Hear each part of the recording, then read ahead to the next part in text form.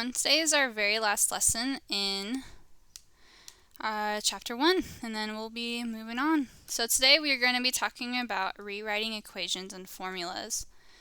And so this is something that you have already been exposed to through that discussion board. And so it looks a little bit different. We're going to have multiple variables in there, but we're just going to solve for one. And so what you want to do is just treat all those other variables that we're not solving for like regular numbers. So something we want to remember as we're doing these is that we're going to move whatever is added or subtracted first, just like for our normal equations that we were doing, and then whatever is multiplied or divided.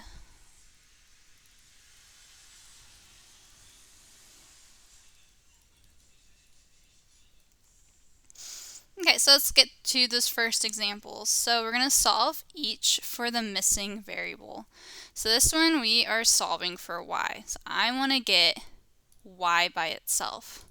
Doesn't matter that there's an x in here. I can think of that as just a 4, but I want to just worry about that y. So first, just like I have up here, I want to move whatever is added or subtracted to that y first. So that means this 4x needs to go to the other side. So I'm going to subtract 4x from both sides. So that leaves me with 3y is equal to, now 9 and 4x aren't like terms. I can't combine those. So that negative 4x is just going to be out in front, and then I'm going to have a plus 9. And then for my last step, I'm going to move whatever is multiplied or divided. So now I'm going to divide out that 3. And here's where things are a little bit different. So when I'm dividing out that 3, I have to divide every term by 3. I can't just do the 4x, I can't just do the 9, I have to do every term. And so when I do that, I get negative 4/3, so that can't be reduced, so I just get negative 4/3 x plus 9 divided by 3, which is 3. You could also write this as y is equal to negative 4x plus 9 over 3. Either way is okay, but when we get into chapter 3, we're going to want to write it like this. So I'd get used to writing it like this. Okay, go ahead and pause the video and try and do that next one on your own. So this is the answer that you should have gotten for number 2. So this one they asked us to solve for x, so I had to move that 5z to the other side. So again, we're just forgetting about the other variables in there. We're just treating them like normal numbers. So I need to move what was added to the other side. And then to get rid of that 3, I divided every single thing by 3. If you notice, I went ahead and left this as a fraction in front of z. But I did leave a note. If you left this as negative 5z over 3, that's okay. They're both equal to the same thing. Okay, now let's look at number 3. So number 3 says y is equal to 5x minus 4x. I want to solve that for x. So now I have 2 different x's in here.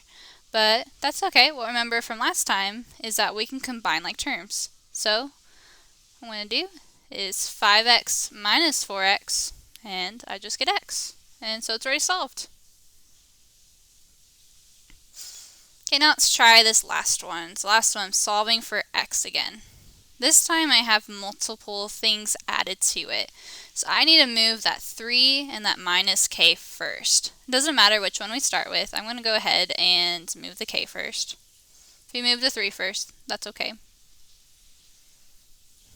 So I have 3 plus 5x is equal to, y and k aren't the same variable, so I can't add them together, so I just leave it as y plus k.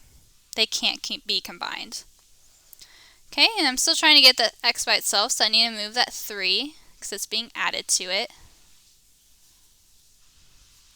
So now I have 5x is equal to y plus k minus 3. Again, none of these are like terms, so I can't combine any of them. And then for my last step, I'm going to divide every term by 5. And so I get that x is equal to y over 5 minus k over 5 minus 3 over 5. Or you could write that as x is equal to y minus k minus 3 over 5. Either way works. Okay, that's it for this video. You can go ahead and move on to the next one.